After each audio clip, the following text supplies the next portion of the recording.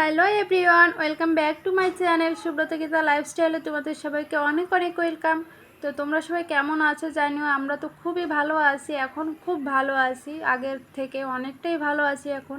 কারণ কি তোমরা তো জানোই, যারা বাংলাদেশের নাগরিক সবাই জানো বাংলাদেশের পরিস্থিতি কী চলছিল।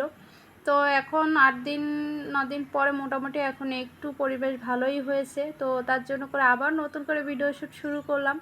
কারণ কি কয়েকদিন নেট ছিল না, কোনো ভিডিও করতে পারিনি আর করিও নি, যেহেতু আপলোড করতে পারবো না বা তোমাদের সাথে শেয়ার করতে পারবো না। তো তার জন্য কোনো ভিডিও করিনি। তো আগে যে ভিডিওগুলো আমি আপলোড দিয়েছি কয়েকদিন 3-4টা ভিডিও, ওটা আগেই আমার করা ছিল, তো সেটাই তোমাদের সাথে ওয়াইফাই কানেক্ট করার সাথে সাথে শেয়ার করে দিয়েছি।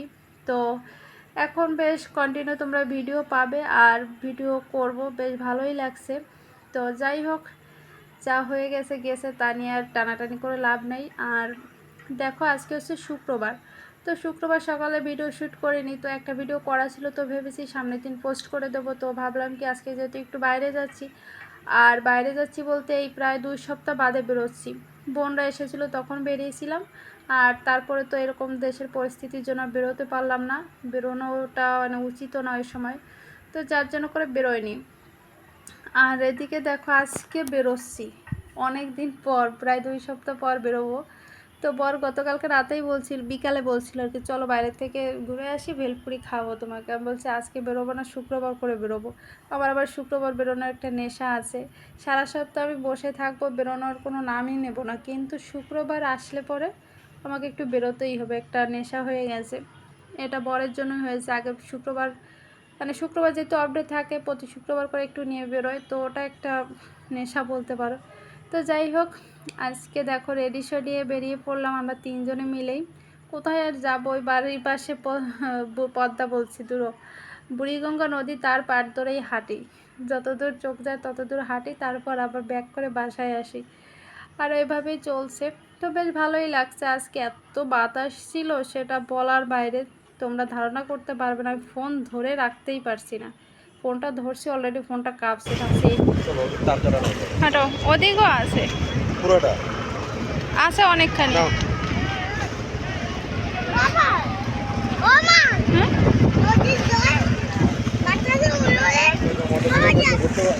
হ্যাঁ পাত্তা তো, বলো।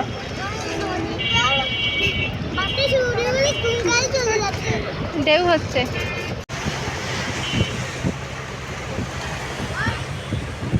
থেমে গেছে,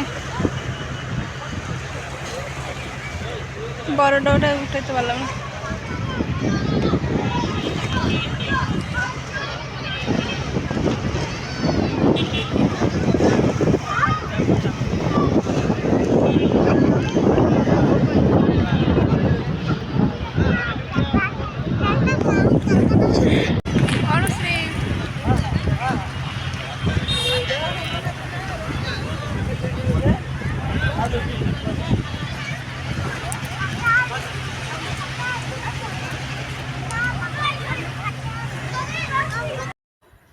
ওই তো দেখা যাচ্ছে পোস্তকোলা ব্রিজ। তো পোস্তকোলা ব্রিজের থেকে হেঁটে কিছুটা দূরে এসে ছোট্ট একটা ফেরিঘাট আছে, তো ওইখানটায় আমরা দাঁড়িয়ে আছি এখন। তো আসার সময় বাদাম নিয়ে আসা হয়েছে, এখানে দাঁড়িয়ে দাঁড়িয়ে গল্প করছি আর ওই বাদাম খাচ্ছি, আর সাথে হাওয়া বাতাস তো ফ্রি।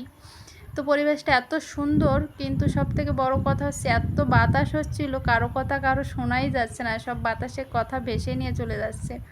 তো যাই হোক, বেশ ভালোই লাগলো। তো বেশি দূর যাইনি, ওই ব্রিজ থেকে অতটুকুই হাঁটলাম, আর ওইখানেই অনেকটা সময় পার করে দিয়েছি। তো সন্ধ্যাও হয়ে গেছে, তো তার জন্য করে আর সামনের দিকে আগালাম না। তো এদিকে ফেরার পথে দেখো ছোট্ট একটা সুন্দর একটা পরিবেশ, একদম বাগান বলতে পারো, চারিপাশে গাছপালা, মাঝখানে হচ্ছে ফুচকার স্টল বসেছে।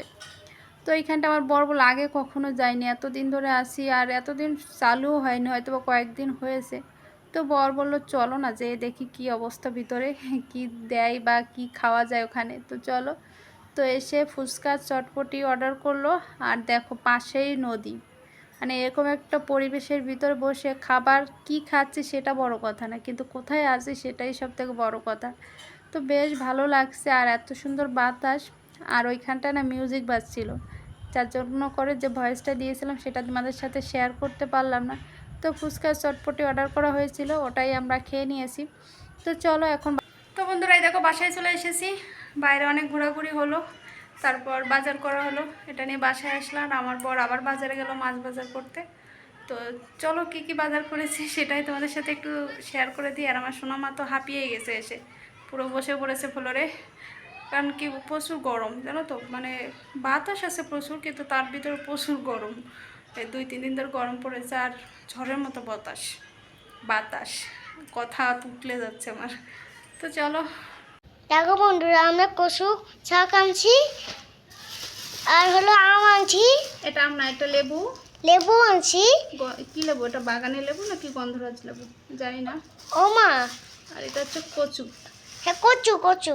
দুটো কচু আনা হয়েছে, একটা দুটো। আর দেখো এটার ভিতর আম আনা হয়েছে, কি আম নামটা ভুলে গেছি। অনেক বড় বড় সাইজের আম, 3টাতে 1 কেজি হলো, 1 কেজি বেশি হয়েছে। হ্যাঁ চলো আমরা অনেক বাজার করলাম। তো চলো আমরা এখন ফ্রেশ হবো, মা আমায় দুজনেই। আর আমার বর তো মাছ বাজার করতে গেল। তো কি কি মাছ নিয়ে আসে বা কি মাছ নিয়ে এসে সেটা তোমাদের সাথে পরে শেয়ার করব। কচুটা দেখে এত ভালো লাগলো কি বলবো, যাওয়ার সময় দেখে গেছিলাম, তো ভেবেছি আসার সময় পাবো না। আমার বর বলছে তাড়াতাড়ি চলো, যদি চলে যায় তো পাবো না। তো এসে পেলাম ফাইনালি। চলো টাটা, বেশি বকবক করবো না, ঘামাচ্ছি, ফ্রেশ হতে হবে। তো বন্ধুরা দেখো, এখানে মাছ ধোয়া কাটা দুটোই কমপ্লিট হয়ে গেছে। এখানে ধুয়ে দিয়ে আমার বর রেখে দিয়ে গেল। আর মাছ আনলে পরে আমার অতটা মানে ঝামেলা করতে হয় না, কাটাকুটি সব ওই করে দেয়। তো আজকে কই মাছ দেখে আমাকে একটু হেল্প করতে হলো। মাছটার আঁশটাও সারিয়ে দিয়েছে আর আমি কেটে দিয়েছি। আর এখানে তেল পটকাটা বের করা হয়নি, এটা এখন পরিষ্কার করব। তো এখানে যে মাছ আছে আমাদের 3 দিন চলে যাবে। তেলাপিয়া মাছটা 1 কেজি তেলাপিয়া আর 1 কেজি কই মাছ আনা হয়েছে। আর এখানটায় যে মাছ আছে এটা তো 3-4 দিন চলে যাবে খুব ভালো করেই, বেতন পাওয়া অবধি। কারণ আমাদের মাস শেষ হয় প্রায় মাসের 6-7 দিন পর আর কি, 8-9 তারিখে আর কি বেতনটা পায়। তো ততদিনে ঠিক সুন্দর মতো চলে যাবে। আর এখানটায় 3-4টা মাছ একটু বড় বড় সাইজের রাখা হয়েছে। এই যে 3টা মাছ, আরেকটা মাছ নিচে হয়তো বা আছে সেদ্ধ খাওয়ার জন্য আর কি। একদিন আমরা বিকালবেলা করে মানে রাত্রেবেলার জন্য সেদ্ধ করতে পারবো, বা দুপুরবেলা যেটাই হোক না কেন। তো মাছগুলো ধোয়া দুটোই হয়ে গেছে, এখন কৌটা করে ফ্রিজে রাখতে হবে। আর স্যাভলনটা দিয়ে নিচটা সুন্দর করে পরিষ্কার করে নিলাম, সব জায়গায় একদম নিট অ্যান্ড ক্লিন পরিষ্কারই আছে। এখন শুধু এইখানটা পরিষ্কার করতে হবে। এটাই যে পট বলতে সরি দুটো, এটা হচ্ছে যে চটটা আর কি, এটা বলছে মাছ কাটা হয়, এটা ধুতে হবে। আর আমি ফ্রেশ হব, কারণ কি যেহেতু মাছের আঁশটা গিয়েছে পুরো সারা গায়ে লেগে গেছে কই মাছ যেহেতু। আর আমার বর ফ্রেশ হতে গেল। তো চলো ফ্রেশ হয়ে পরে দেখা হবে আবার। তো বন্ধুরা আবারও ফিরে এলাম তোমাদের মাঝে। আর এখন বাজে হচ্ছে 9টা। তো এখন তো খাবার দাবারের ব্যবস্থা করতে হবে, কি খাবো। তো দুপুরবেলা করেছিলাম মাছের ঝোল আর ভাত, আর গতকালকে ছিল হচ্ছে সবজি।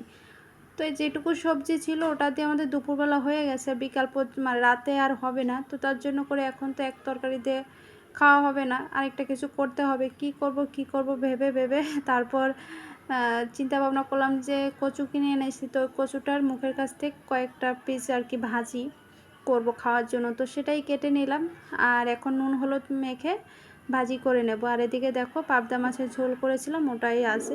তো এই হচ্ছে রাতের খাবার দাবার আর কি আমাদের। তো বন্ধুরা এই কয়েকটা দিন কিভাবে কেটেছে তো একটুখানি তোমাদের সাথে শেয়ার করি। কারণ কি কারফিউ চলছিল, গাড়ি ঘোড়া ঠিক মতো চলছিল না। আর আমার বরের তো ডিউটিতে যেতেই হবে, কারণ তোমরা সবাই জানো যে সমস্ত প্রতিষ্ঠান বন্ধ থাকলেও প্রাইভেট হসপিটাল সরকারি হসপিটাল কোনোটাই কিন্তু বন্ধ ছিল না। তো তার জন্য করে আমার বরকে অফিসে যেতেই হয়েছে।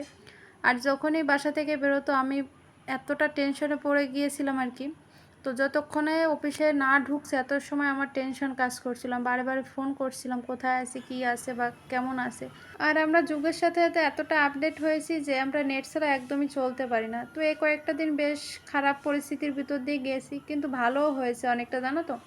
কারণ কি সেই পুরনো লুডো খেলা, গেম খেলা, টিভি দেখা বা গান শোনা এটা তো একদমই হারিয়ে গিয়েছিল। তো এই নেট না থাকার কারণে এভাবে আমরা কিন্তু সারাটা দিন কাটিয়েছি।